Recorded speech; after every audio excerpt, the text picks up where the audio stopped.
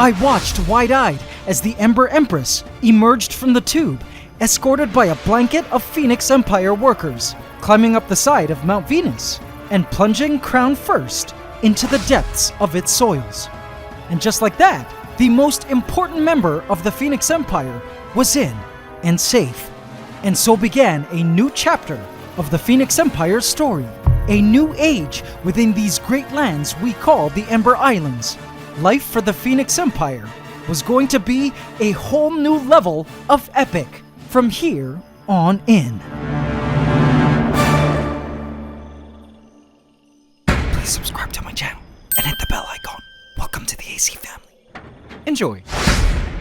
So, our beloved fire ant colony, the Phoenix Empire, was officially in the Avatar Floating Mountains Paludarium, the Ember Islands, which took us months to design and create for them.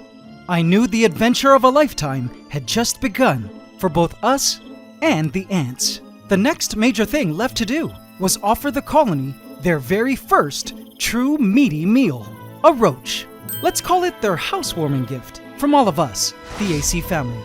And if you know these fire ants, one roach is enough to get them swarming. And I was especially interested in this first feeding because I wanted to know where the fire ants would be swarming from. Which of the floating mountains here had the colony chosen to be their mother nest, i.e. the colony's main nest site, housing the queen and the majority of the brood? In their former setup of ant farms, the colony's old mother nest site was their AC ant tower we called the Fire Fortress, where we discovered the queen was staying when she moved out in our last episode and into the soils of Mount Venus. But something told me she wasn't going to be staying in Mount Venus for very long, as the colony would soon be electing one location within the Ember Islands to be their official mother nest. And I was determined to use their first roach feeding to lure out the colony and find out exactly where they had decided to set up their home base. But guys, what I discovered was something I totally didn't expect. The fire ants, as usual, have proven to be completely unpredictable. And I believe you will also be shocked to see what happened when I added in their roach. So keep on watching until the end. Come with me now, everyone, and let's enter the Great Ember Islands. After a good day of sleep, I woke up to the darkened silhouettes of the Ember Islands. It had been 24 hours since the Queen had moved in, and I was eager to see how they were doing with the final stages of their emigration. The ants were now busy transporting brood along the root system to different floating mountains within the lands. Have a look. My eyes focused on this one particular root bridge here. It seemed to be the site of a lot of traffic. I found it amazing to watch the ants carrying the young across the roots. I know I'd be nervous having to carry babies across a thin bridge like this. Wouldn't you?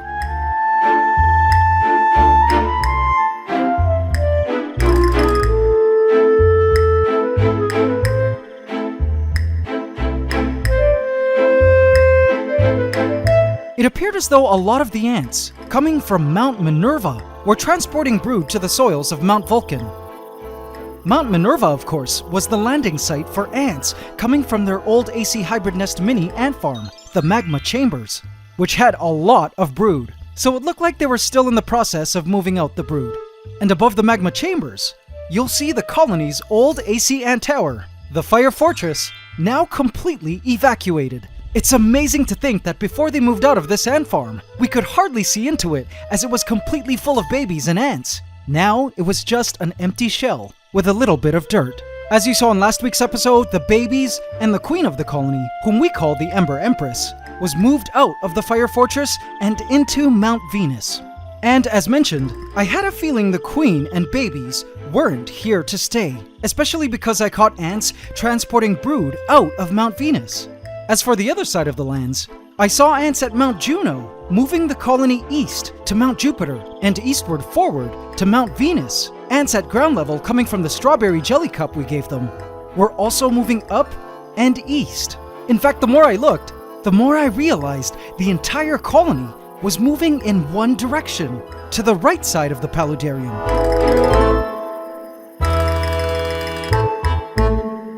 And as I suspected before they ever moved into this massive space. They were all heading to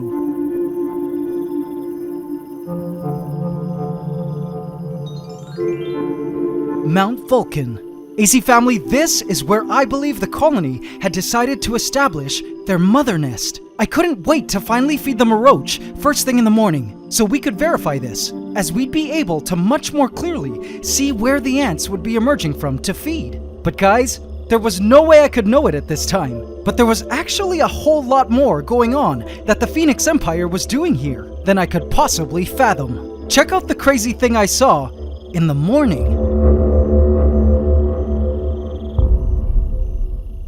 The next day, I saw this.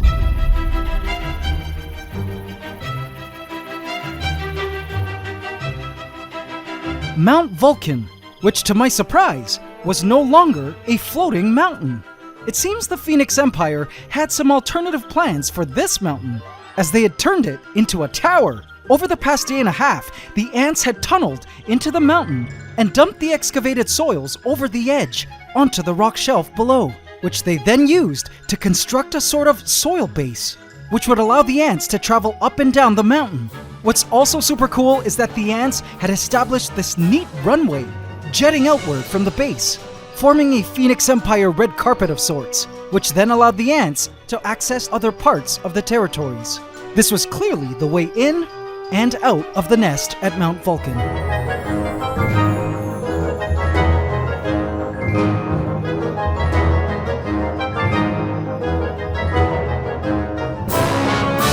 And looking carefully into the front door at the base, I could see piles of brood there.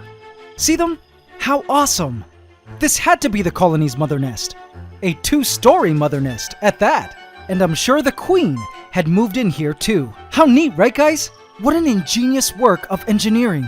I couldn't wait to see the ants pouring out of here when I fed them their roach. But before we go ahead and give the colony their roach, I wanted to quickly show you a few amazing things I saw in these great new territories.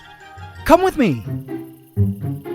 For those of you who mentioned in the past that you wished the lands had more greenery, well, I have some really cool news. Though some of the moss fibers have dried, a lot of it has attached to the rock, which is awesome because this means from here on in, the moss will just continue to grow and spread along the rock shelf. But what's even more awesome is that, to my surprise, moss was actually naturally growing from the rock. Have a look. With moss, it's either hit or miss when trying to transplant them. But when conditions are just right, moss will actually grow unexpectedly in a terrarium. As you can see here, varying species of moss seem to be sprouting up, seemingly out of nowhere, at various parts of the territories. Sadly, the moss I tried planting on the floating mountains has died. I guess it wasn't ideal growing conditions for the moss. But no worries, if moss wants to grow on the mountains one day, it will. But I just couldn't wait to see the rock shelf of these lands green and covered in various moss carpets. Wouldn't that be super cool?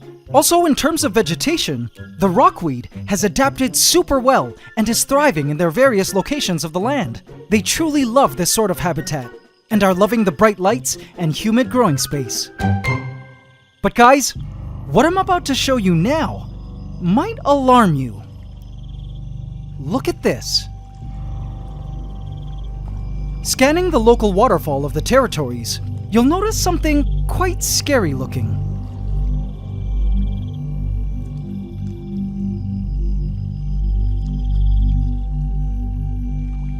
Fungi gardens. I'm unsure why, but various species of fungi and molds seem to be sprouting up at the waterfall, along with baby mosses.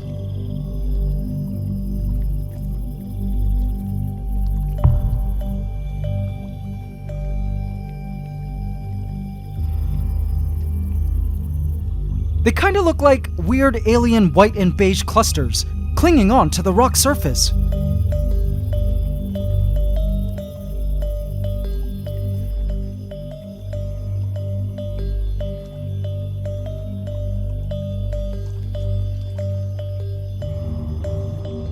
Some of the fungal gardens look grayish-blue, and others more brownish in color.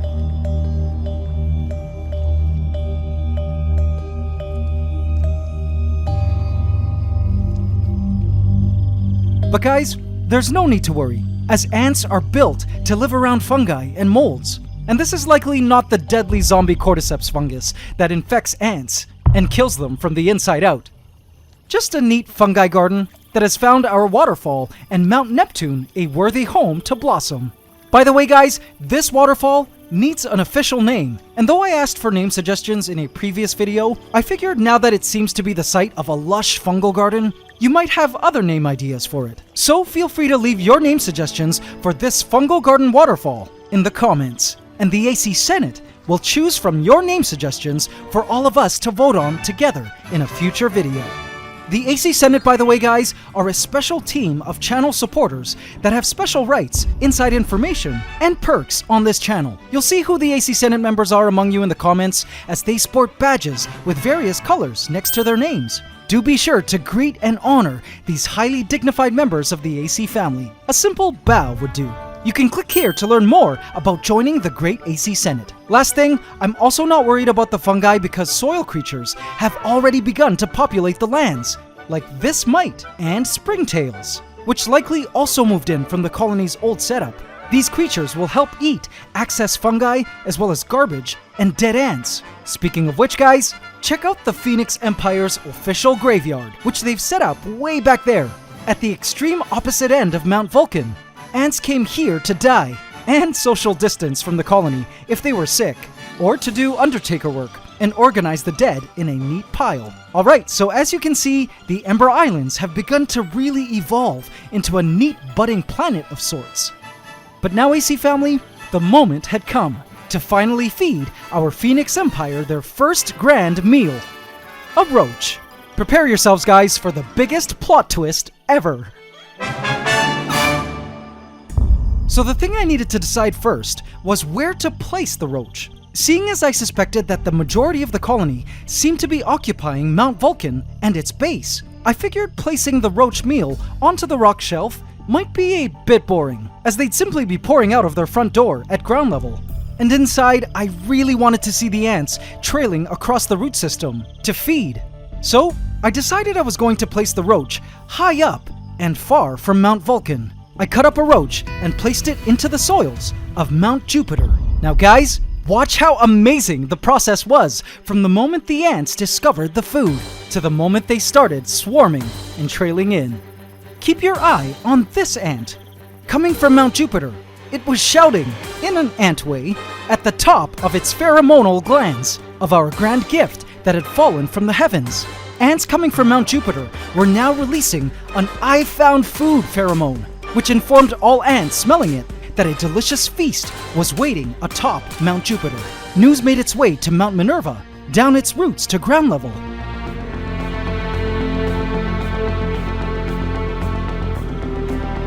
And you can actually visually see the exciting news making it down the Phoenix Empire's red carpet.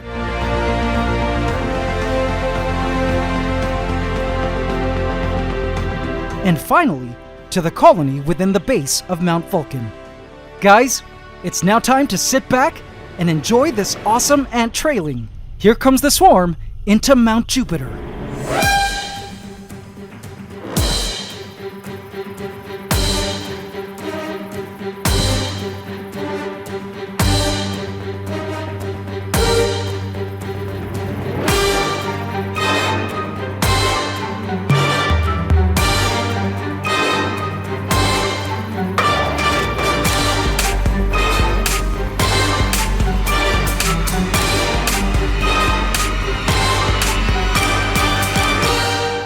Seemed to know of hidden passageways within the floating mountains that we couldn't see, that allowed the ants to pass through the mountains much more easily than just traveling on the outside.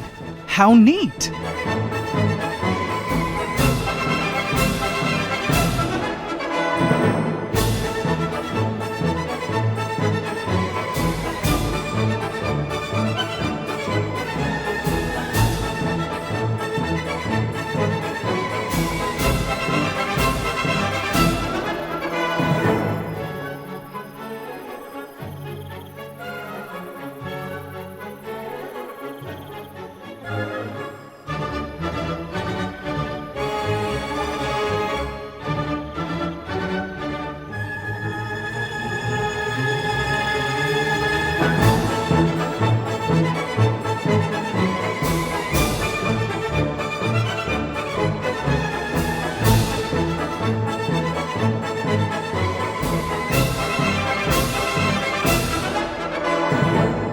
Wasn't that just amazing? I freaked out at the prospect that every time I would feed this colony, we'd always be seeing this magnificent spectacle of fire ant trailing.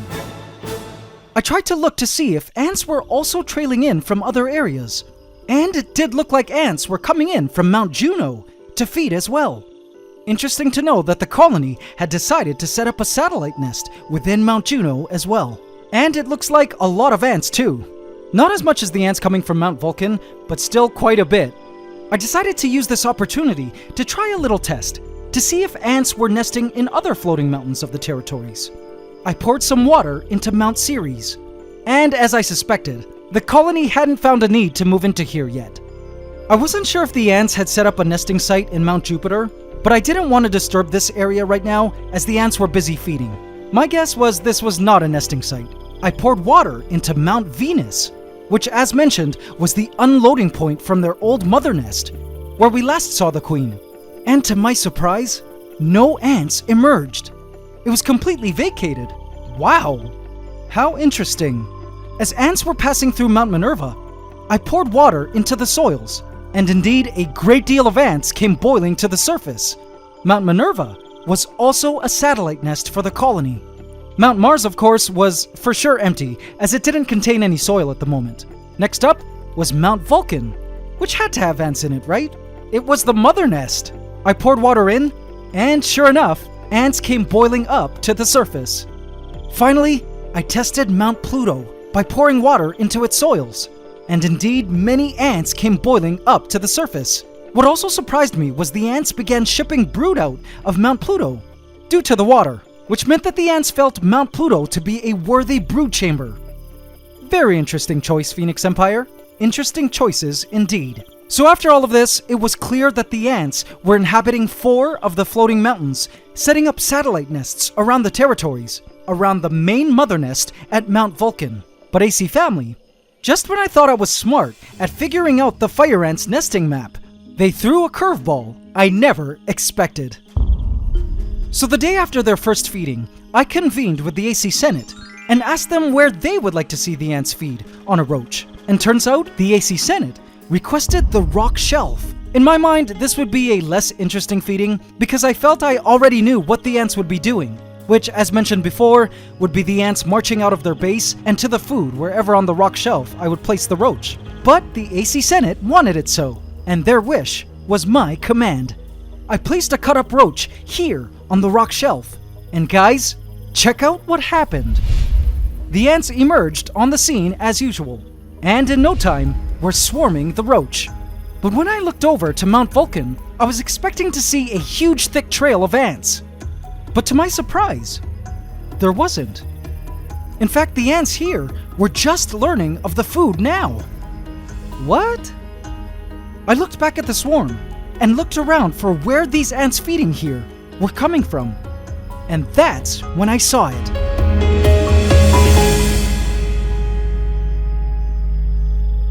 A tunnel coming from somewhere below. OMG, the Phoenix Empire had a secret underground lair somewhere inside the rock shelf. They must have found a cavern or chamber in there somewhere. Thinking back at when these territories were built, the skeleton of this entire build was composed of PVC piping. This piping runs beneath, through, and under the entire structure, from waterfall to the ends of the rock shelf. Perhaps the ants found an opening into one of the pipes, and were using these protected darkened chambers within the pipes as nest space. How amazing! Now I'm not sure where the colony's mother nest was. What do you guys think? Funny that we expected the ants to create their nests only within the floating mountains, but to quote one of the greatest movies of all time, life found a way. And the fire ants, as they've done many times over before, completely exceeded our expectations. I just loved how the ants were making use of these great territories, discovering how they found in just a short period of time new modes of utility and ways to do things in what can be classified as a habitat their species is technically alien to. That to me was an ultimate display of adaptation, a reminder that ants are truly masters of change, versatility, and innovation. No wonder they've been around for millions of years before humans ever came into the picture. They seem to just roll with the punches, make use of what's given to them, map out their plans, and build an empire from bare rock. When night came and the mists blew through the lands, I felt such joy to see that our Ember Islands, along with the various life forms within it, were coming together beautifully and better than I ever imagined. But now I had just one question. How would the colony deal with their new weather system? Phoenix Empire's first rainstorm coming in 5, 4, 3, 2, 1.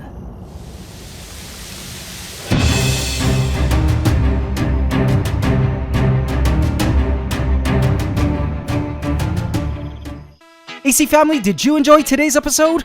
Can't believe the ants found places to live we didn't know about. Be sure to tune in next week to see how the Phoenix Empire adapts to their new life around water and rain. How will they be able to manage living with the water beasts we've placed in the waters? Don't miss the continuation of this story. So if you haven't yet, do smash that subscribe button and bell icon now and hit all so you get notified at every upload. Also, don't forget to hit the like button every single time, including now. It would really mean a lot to me, guys. Thank you. AC Inner Colony, I have left a hidden cookie for you here. If you would like to see extended play footage of our Phoenix Empire trailing for their first meal, do check it out. So satisfying. And guys, did you know that it's anting season in the Northern Hemisphere? And you don't even need to leave your home to start an ant colony. You can catch pregnant queen ants from the safety of your own backyard, balcony, or open window starting this month. Be sure to visit AntsCanada.com for all your ant keeping and collecting gear shipped to you in a special package from our ant-loving facility in the USA, so you can get the most out of your ant-keeping experience. We ship worldwide and also offer full email support if you need our help. We also have a helpful forum and ant colony trading marketplace on the site. Visit AntsCanada.com today. And now it's time for the AC question of the week. Last week we asked, why did we need to spot the queen moving into the Ember Islands? Congratulations to Critter Whisperer, who answered, to make sure the queen was safe, because she is the most important member of the ant family. Without her, the colony dies out. Congratulations, Critter Whisperer! You just won a free Ultimate Ant-Keeping Handbook from our shop. In this week's AC Question of the Week, we ask, name one thing growing in the Ember Islands that we didn't expect. Leave your answer in the comment section, and you could also win a free Ultimate Ant-Keeping Handbook from our shop. Hope you can subscribe to the channel as we upload every Saturday at 8 a.m. Eastern Standard Time. Please remember to like, comment, share, and subscribe if you enjoyed this video to help us keep making more. It's Ant Love forever.